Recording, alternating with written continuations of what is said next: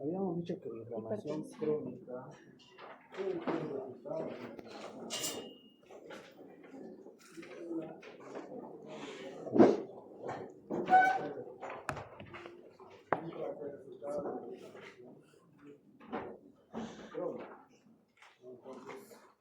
el término de agudo y crónico están referidos a la intensidad y a la duración del daño muscular.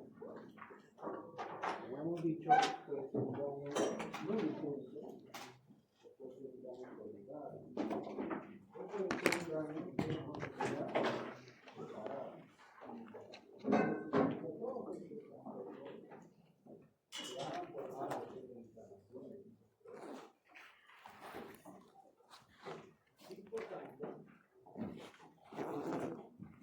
Va a terminar con lo que es la reparación muscular, que son los dos temas que vamos a ver.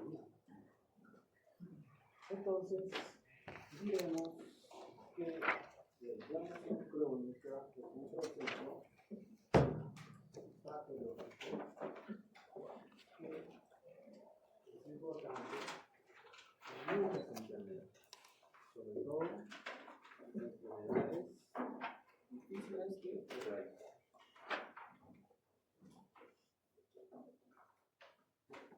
¿Ya? Entonces, para esto necesita de mediadores, tanto celulares como mediadores moleculares.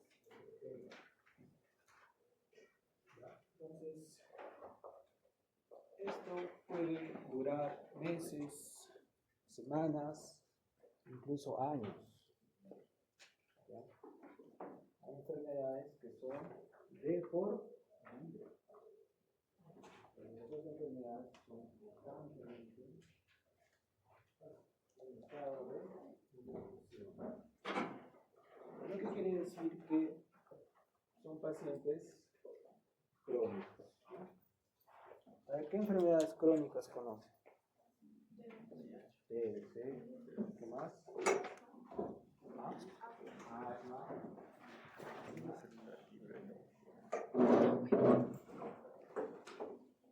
Diabetes, artritis reumatoide, el lupus, son enfermedades inflamatorias. Y habrá enfermedades que no son inflamatorias, pero que causan inflamación crónica.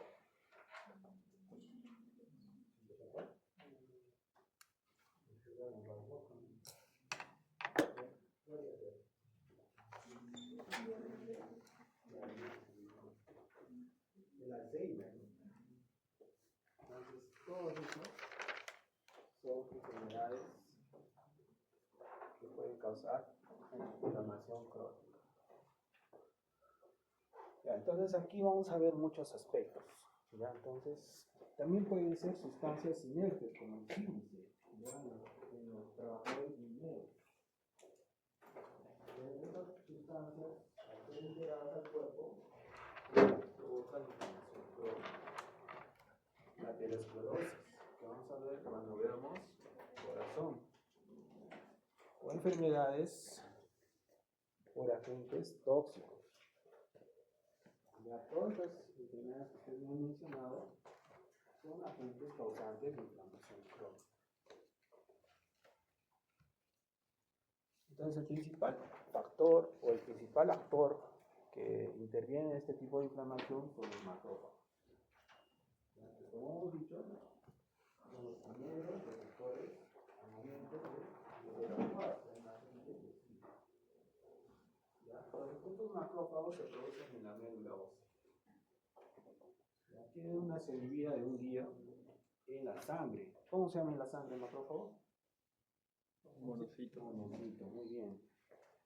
Entonces los macrófagos se pueden activar por dos vías. La vía alterna y la vía clásica.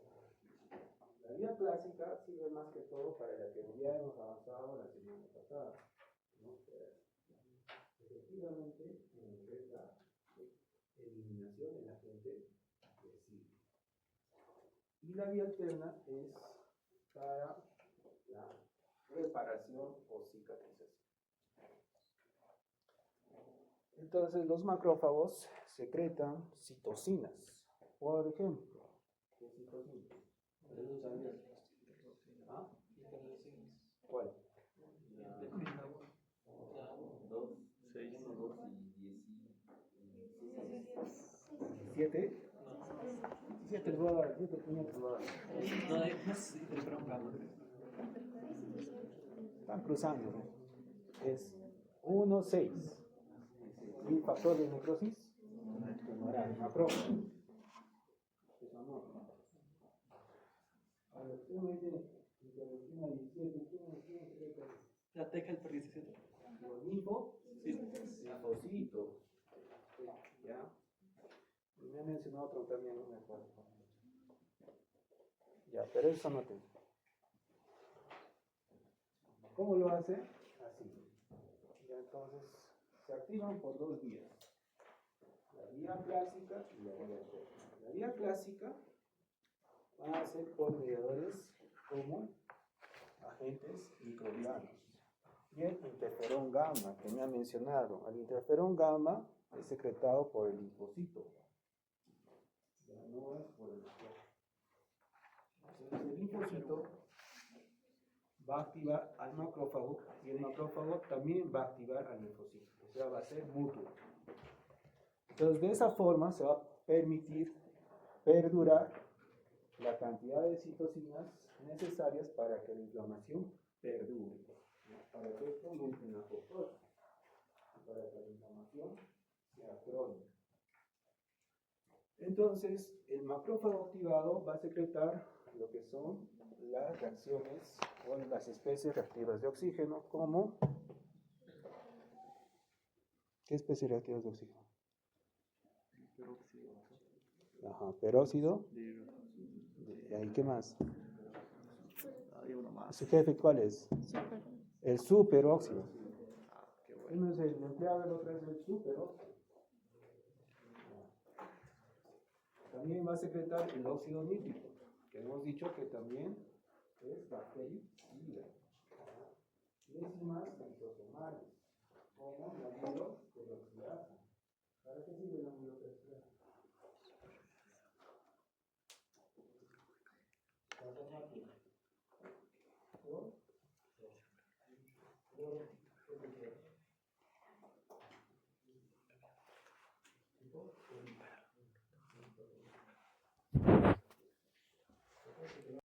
Lo que son microorganismos, especialmente bacterias y hongos. Pero también van a producir interleucinas, como lo que dijeron sus compañeros, la interleucina 1, la interleucina 12, que sirve para activar otra vez al linfocito, y el linfocito siga produciendo interferón gamma. Entonces, de esa retribución de ambos va a hacer que la inflamación perdure. Entonces, tú me das, yo te doy, tú me das, yo te doy. ¿No? Hasta que se elimine el agente lesivo. ¿Ya? Entonces, todo eso va a causar inflamación. Y efecto microbiano. Y la vía alterna está sujeta a la interleucina 13 y a la interleucina 14, que también son producidas por los linfocitos. ¿Ya? La 13 y la 4 van a activar al macrófago, pero de una forma reparativa, ¿ya? Porque este va a hacer que el macrófago secrete el factor de crecimiento tisular beta, que es muy importante para la angiogénesis, para la formación de cicatrices o reparación. Y también va a secretar lo que es la interleucina 10 como un efecto antiinflamatorio. ¿Se acuerdan que nosotros habíamos dicho que la inflamación aguda se tiene porque hay apoptosis, hay un debilitamiento de la inflamación por las toxinas? En este caso de inflamación crónica se va a producir eso gracias a la interleucina 10 y el factor de necrosis, el factor de crecimiento tisular beta, que tienen efectos antiinflamatorios.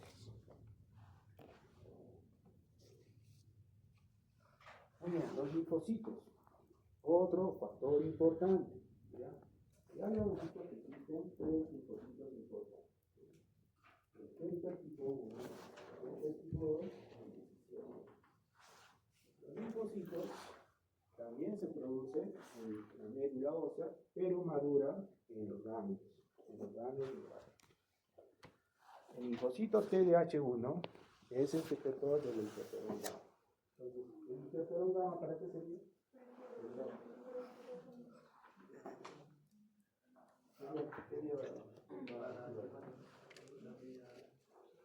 Clásico. Muy bien.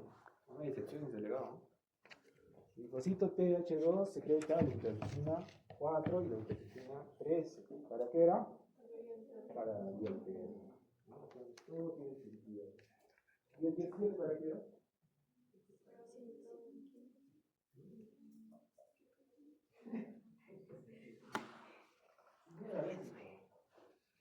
¿Para qué era el 17?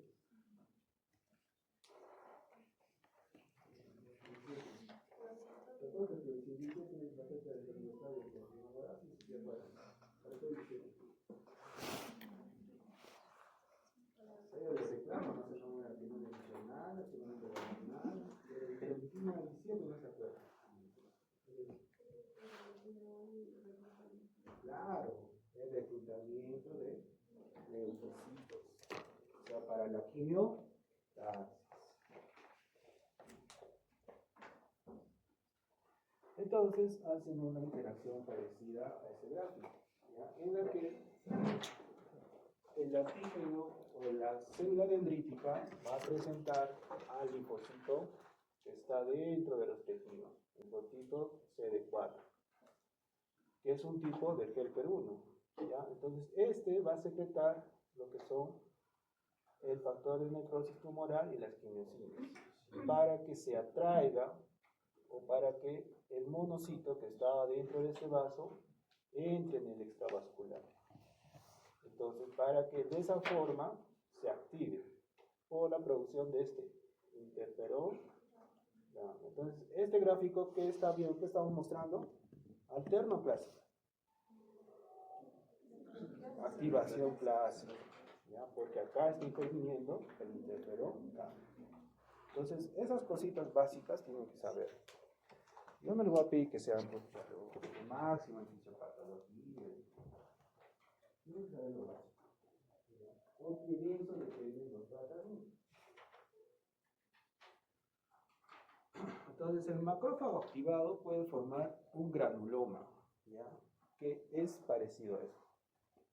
Tienen las células epiteloides activas dentro del granuloma, que incluso este puede hacer necrosis o puede hacer formas gigantes como las células multinucleadas gigantes, ¿ya? Entonces todos estos son histiocitos o son macrófagos activados, rodeados por linfocitos y por fibroblastos. Entonces toda esta composición se llama granuloma, ¿ya? Y especialmente se desarrolla en enfermedades difíciles de erradicar como la tuberculosis, o la presencia de hongos, o la presencia de parásitos, o cuerpos extraños, inertes. Ya todos estos pueden formar granulomas.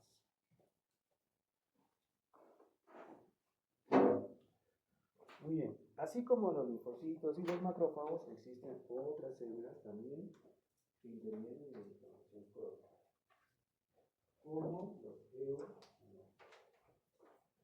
Entonces, cuando nosotros hablamos asma, desde el punto de vista patológico, vamos a ver cómo interviene la inmunoglobulina E en la producción de mastocitos, ¿ya? Y su liberación. También medía lo que son las enfermedades parasitarias, ¿ya? Estas enfermedades también son mediadas por la inmunoglobulina o la inmunoglobulina E. Entonces, de esa forma puede ser el iniciador de una enfermedad o de una inflamación crónica. Entonces, aquí van a intervenir mucho lo que son los mastocitos, ya que los mastocitos producen, ¿qué producen los mastocitos? ¿Cómo es esto? ¿Qué producen?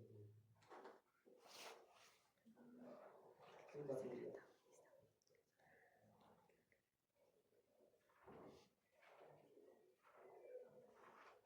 No se olviden porque ese es el fundamento del tratamiento. Hay muchas enfermedades que no se tratan de neurolíticos, solo se trata de químicos. Porque nuestro cuerpo tiene capacidad de automedicar la enfermedad. Pero nosotros solamente damos sintomáticos para que nuestro cuerpo no se esfuerce, no se limite, o sea,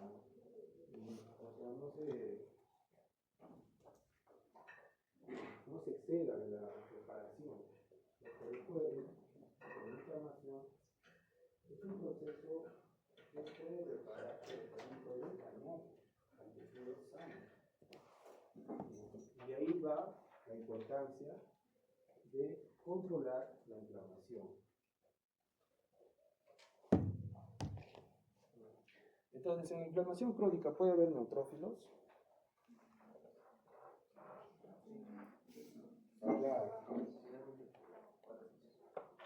Neutrófilos para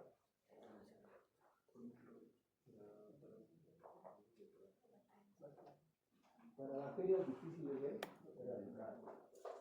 Es una pseudomonas que es resistente a los antibióticos. Tiene esa tendencia, ¿no?, de ser difícil de erradicar. Entonces, tiene también que producir neutrófilos. Entonces, a este tipo de inflamación se le denomina inflamación crónica reagudizada. Entonces, puede ser que la crónica se agudice cada vez que se intente erradicar a la gente. Entonces, puede ser un ciclo vicioso.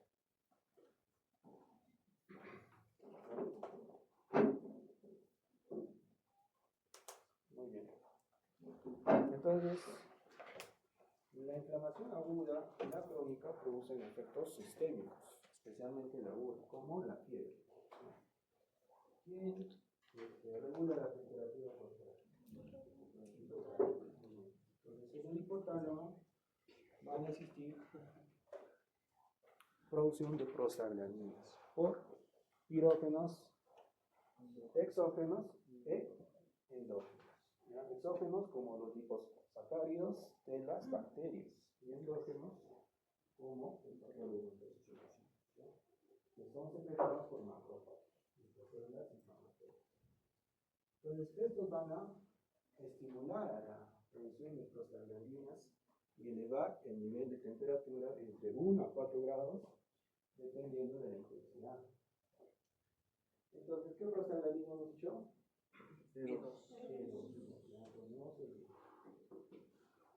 También existen proteínas de fase aguda como el PCR, ya que y el fibrinógeno. Entonces, el PCR ustedes se van a recordar cuando iban en el laboratorio. Cuando estemos internados, vamos a decir interno, pide los exámenes de laboratorio a ver si existe inflamación. Entonces, ustedes inmediatamente se van a recordar de este curso de patología. Entonces, el PCR es la proteína C reactiva. ¿Qué produce? ¿Qué se produce? ¿De dónde? Ya vamos a los últimos PCR.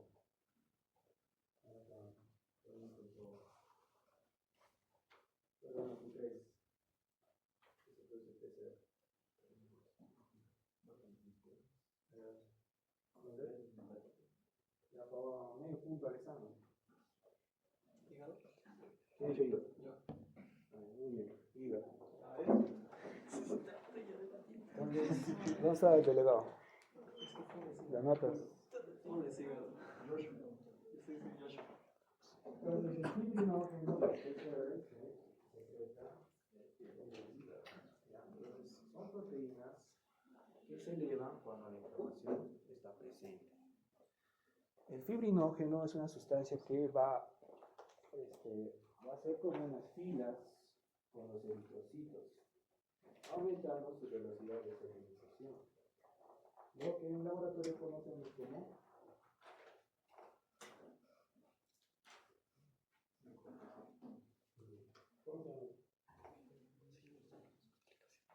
aumenta la velocidad de sedimentación. ¿Ok? BS, el que dice el PCR, ¿cómo se llama? BSG. Entonces ustedes van a marcar en su ordencita BSG PCR, así en automático, porque así están estudiando ustedes en automático. Ustedes tienen que saber por qué. Entonces, eso aumenta la velocidad de sedimentación, porque aumenta la secreción del fibrinoso. Y el amiloide sérico también aumenta y también se produce en el hígado. ¿Ya? Eso, en algunas enfermedades, puede causar una enfermedad que se llama amiloidosis secundaria. Muy bien, entonces también se aumenta lo que son los leucocitos. ¿Ya? Los leucocitos, ¿cuál es el valor normal? De 4 millones. Entonces, cuando aumenta o pica, se llama leucocitosis. Entonces, si yo veo mi neurona que está aumentando, yo diría que estamos en una inflamación de qué tipo. ¿Crónica? Crónicamente toda la aguda, pues. Entonces, de esa forma ustedes saben cuál es cuál. Si está aumentando macrófagos y linfocitos, crónica. ¿Ya? Entonces, no se olviden. ¿Y la hemoglobina estará normal? Tiene que ser consciente. Usted no viene a patología, no va para pasar el curso, no es. Tiene que poner para la vida. Porque eso les va a servir para la vida. Para lo que ustedes van a querer hacer. Y no es necesario marcar así fácil para completar el examen. ¿Cómo está la hemoglobina? ¿Qué tendría que ver la epsilina?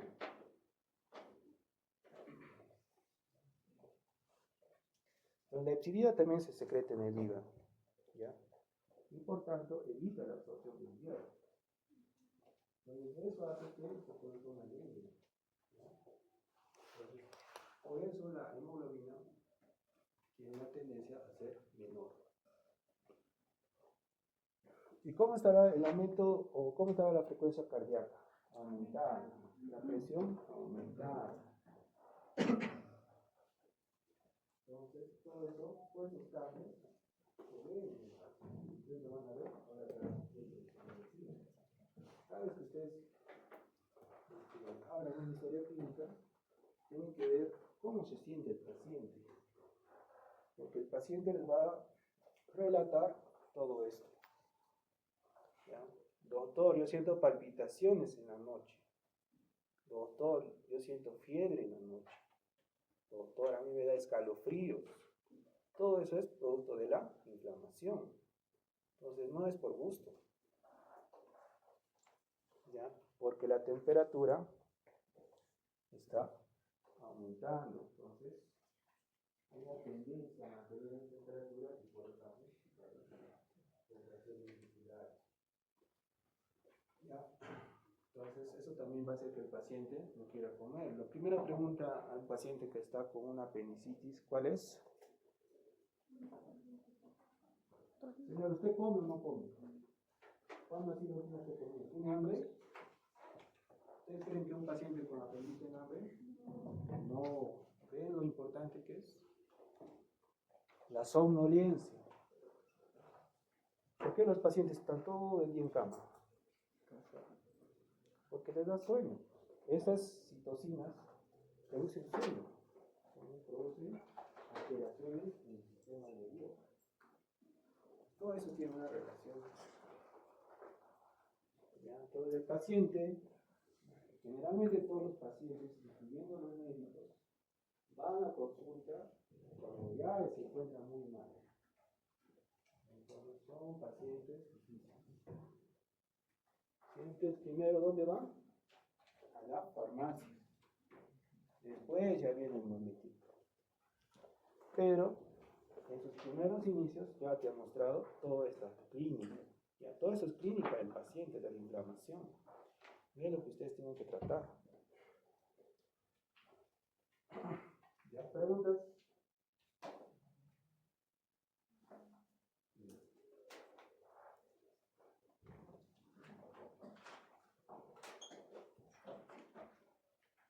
Entonces, una reflexión.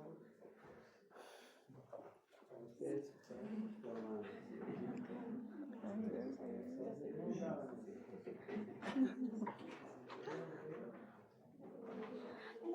Sabéis la teoría, debemos saber la práctica.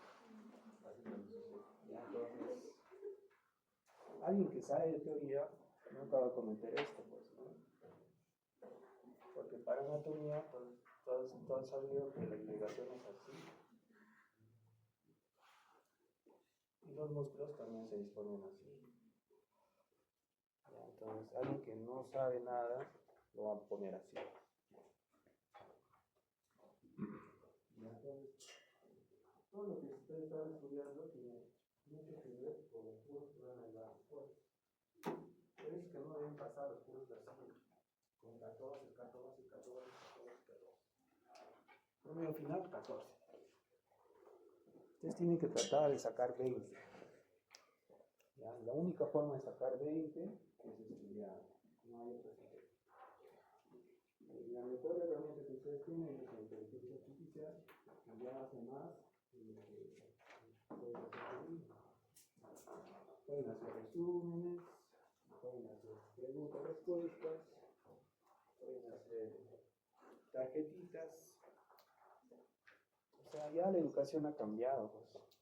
Pero eso no implica que ustedes dejen de hacer eso y lo reemplacen con inteligencia artificial.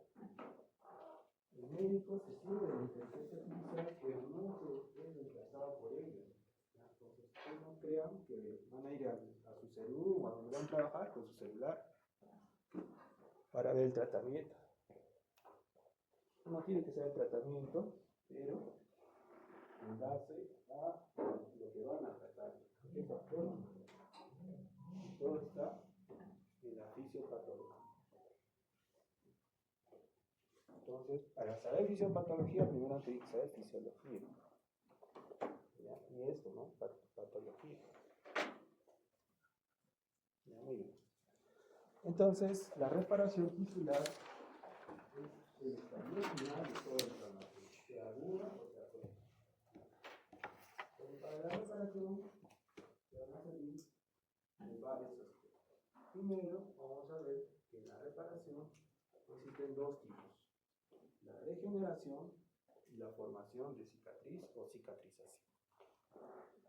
La regeneración se da en tejidos donde el daño ha sido superficial y donde las células mantienen su estructura y mantienen su capacidad de dividirse, regenerando el tejido de una forma idéntica al tejido inicial.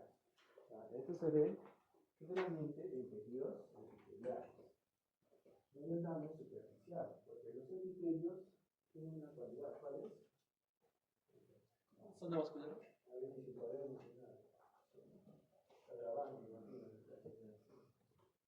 ¿Qué cualidad tienen los epitelios?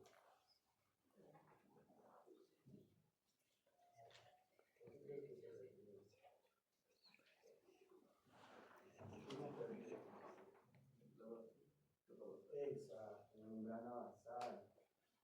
La membrana basal, porque ahí se encuentran las células madres, las células progenitoras. Recuerden que los epitelios se forman de abajo hacia arriba. Es un estrato de muchas capas o poliestratificado. Las células basales se encontrarán hacia la base. ¿Ya?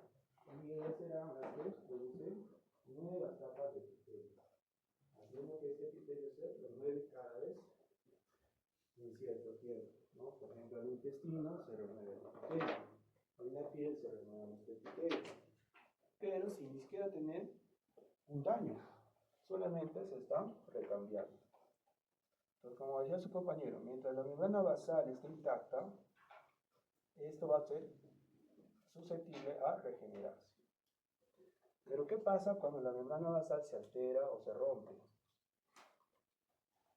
Ahí sí entra otro proceso que se llama cicatrización, ¿ya? Que en la práctica se llama fibrosis. Cuando ustedes escuchan la palabra fibrosis, es un tejido que ya está dañado, que ya no funciona como antes.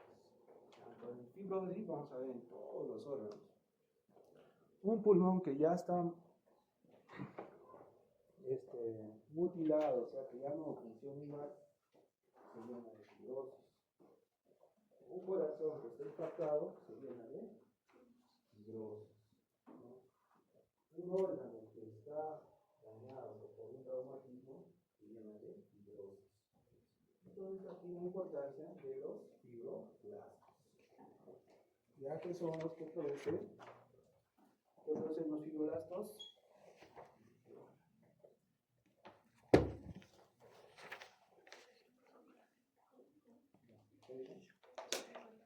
Colágeno. Y esta cicatriz está hecha de colágeno. Acá están los fibrocitos. Esas células ausadas, o sea que están larguitas, se llaman fibroblastos. Y lo que está por fuera son el colágeno. Y el colágeno forma parte de ¿qué? De la matriz extracelular.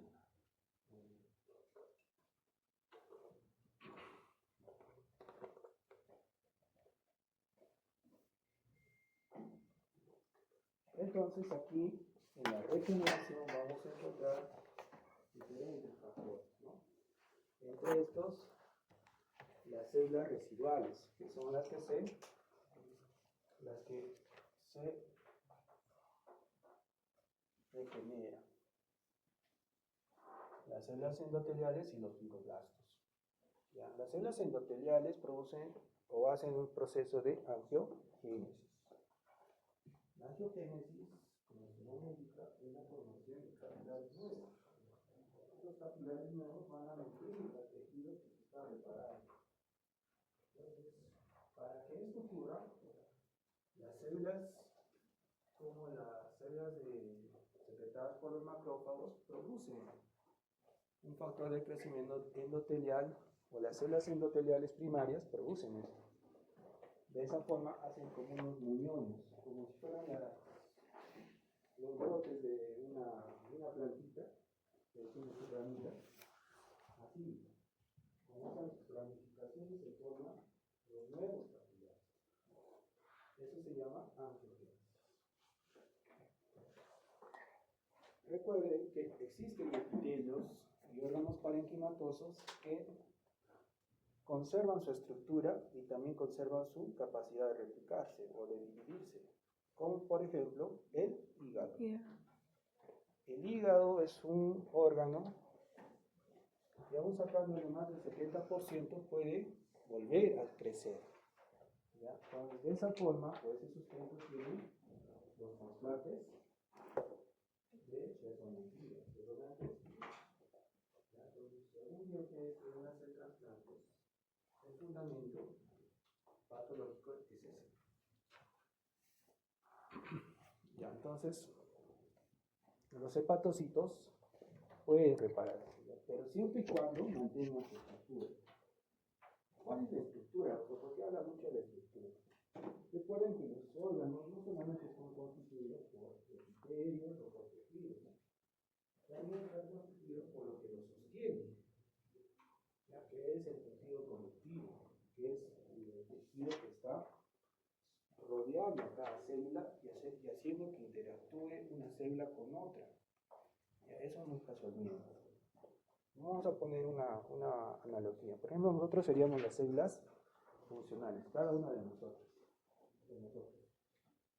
La carpeta, el suelo, el techo, las cortinas, ¿qué serían?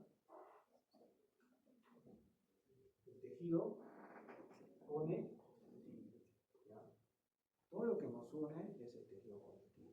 Entonces, no se puede hablar de regeneración de un órgano cuando no existe todo eso. Pues. Yo solito no podría hacerlo. Entonces, tengo que tener una carpeta, tengo que tener un techo, todo eso. Entonces, lo mismo pasa con el órgano. Siempre y cuando exista un parénquima, una estructura que lo sostenga. Por ejemplo, mencionó su compañero la membrana basal. Si no existiera esa membrana basal, no se podría regenerar. Entonces, esas dos cosas son necesarias para que nosotros hablemos de regeneración.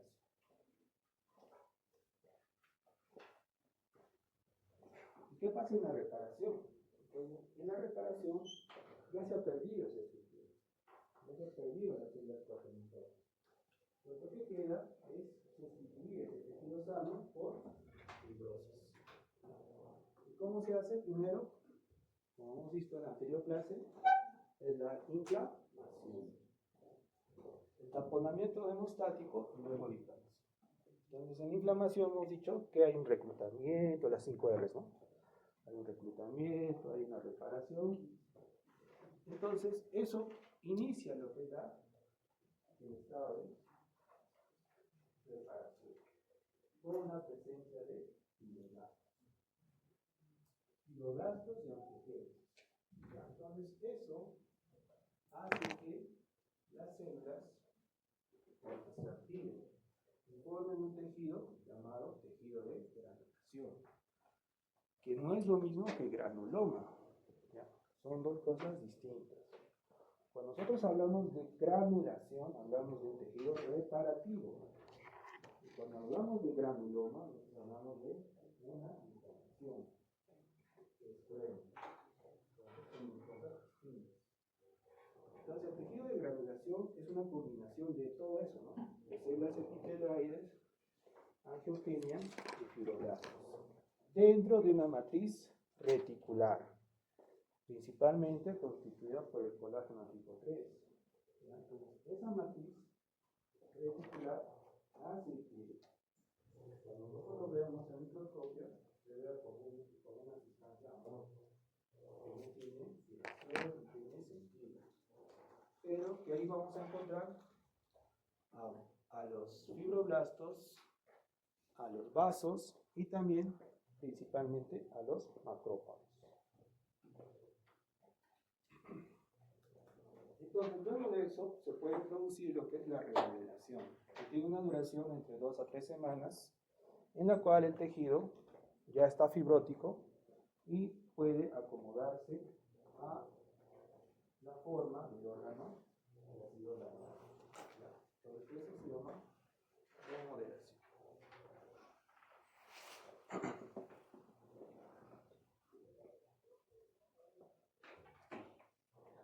Entonces, preguntas.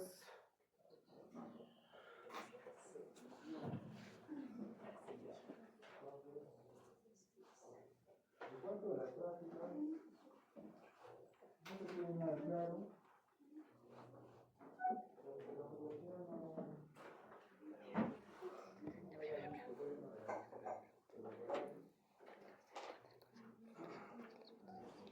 Ese es un tema ya usted tiene que reclamar. Si no, el primer aporte será solo con una práctica. La intención está en hacer las 3 prácticas, pero yo ahora no entiendo qué tiene la secretaria, la personal, es algo tan fácil de hacer. Se demora así como si fuera algo así, escuchado, difícil. Sí, los perjudicados son ustedes. Tienen que ir a reclamar. Y cuando reclamen, tienen que decirle que estaban esperando todo un mes. Todo un mes para que les den un horario de práctica. Ya, no sé. Eso con su delegado coordine, haga una comisión o no sé, vaya a hablar con la secretaria, la que se encarga. Yo ya le mandé mis horarios disponibles, incluso le he mandado los horarios que dispone el laboratorio. Ya con esas dos cosas no puede hacer eso.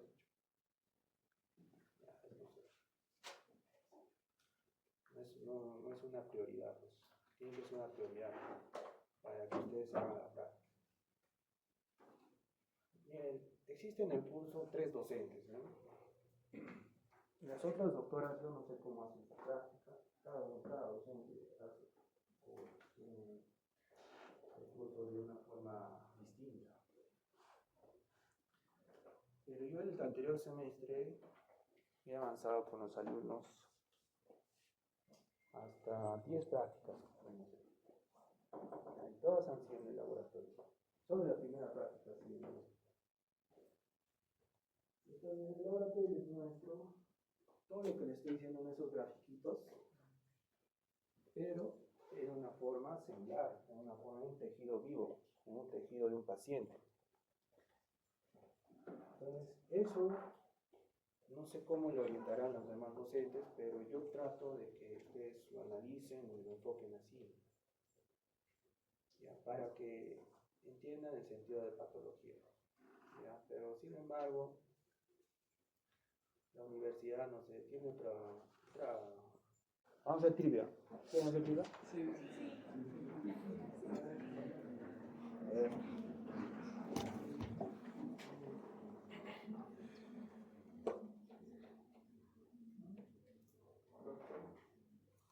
Sería fácil que sea, ¿Por qué? porque te dice que se ha normalizado y te dice cuál escribe mejor los ejercicios un mes después de la infección. Y normalmente las células del hígado, cuando están en fase GCR, están en estado de reposo. Claro. Muy bien. Entonces, cuando está en reposo, el T1 está produciendo, ¿no? Inició la mitosis. Y en el otro ya están dividiendo. Entonces, eso tienen que ustedes acordarse de su curso de biología. Muy bien, ¿verdad? Estabas anotando, ¿no? Te voy a pedir yo la lista después, ¿ah? No me acuerdo, profesor, gracias. Yo me acuerdo a los que estaban poniendo su punto. Ya, otra.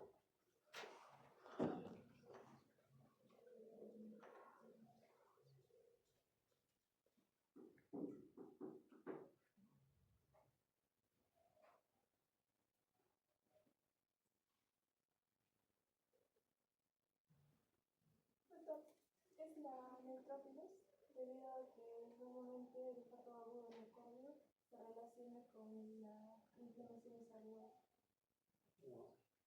Doctor, sería macrófagos. Es que los macrófagos como que son los posterior a una lesión, son los que quedan y pues limpian el tejido necrótico restante y al mismo tiempo liberan algo de factores de crecimiento, si no me equivoco. Claro, porque los macrófagos, pues, la primera célula que les he expuesto. Ya, punto. ¿Sabes sus nombres? Creo que no. Creo que me ponen el chico de polo azul. Claro, ¿por qué polo azul? Ya. Y así va a ser el examen.